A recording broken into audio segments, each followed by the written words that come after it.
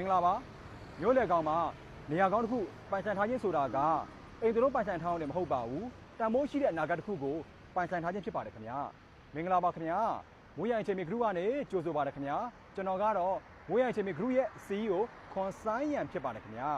ဒီနေ့မှာတော့နေရာကောင်းပြီးမြေကျုံဝန်းကောင်းတဲ့ရင်းနှီးမြှုပ်နှံမှုထူးတင်လျော်တဲ့ property ကောင်းတစ်ခုနဲ့မိတ်ဆက်ပေးကြပါတယ်ခင်ဗျာ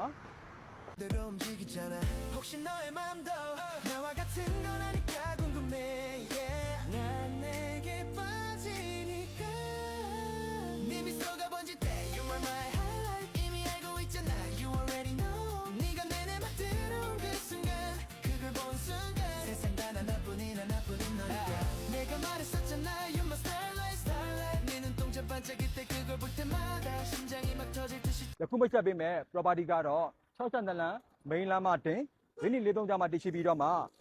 မြေကျုံဝန်းလေးကတော့ပေ30ပေ130ဖြစ်ပါတယ်ခင်ဗျာအလယ်လေးကတော့အနောက်လဲပါပိုင်ဆိုင်မှုအနေထားကတော့ရန်ဖြစ်ပါတယ်ခင်ဗျာဒီလိုမြေကျုံဝန်းကောင်းနေရာကောင်းမျိုးရင်းချရကြတဲ့ property မျိုးဆိုတာကကိုပိုင်နေထိုင်မှုတော်ဖြစ်ဖြစ်ရင်းနှီးမြှုပ်နှံမှုတော်ဖြစ်ဖြစ်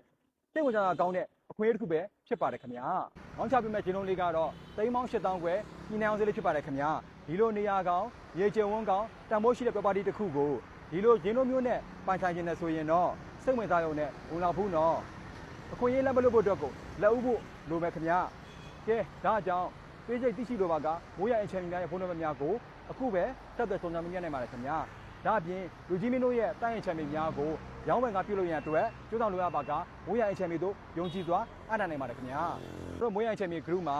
ရှုပ်ရှင်းခင်းပြီးပြည်သူခိုင်မာမှုရှိသောအင်ချန်တိုက်ခန်းများကိုသာစစ်စစ်ပြီးအကျိုးဆောင်ပြုလုပ်ပေးပါတယ်ခင်ဗျာ။မိုးရအင်ချန် group ဆိုတာ property တစ်ခုရဲ့တန်ဖိုးကိုတည်သူတွေအတွက်ယုံကြည်စိတ်ချရတဲ့အင်ချန်မြေမိတ်ဖက်ဖြစ်ပါတယ်ခင်ဗျာ။ကဲချစ်မိတ်ဆွေလူကြီးများအားလုံးကိုကျေးဇူးထူးတင်ရှိပါတယ်ခင်ဗျာ။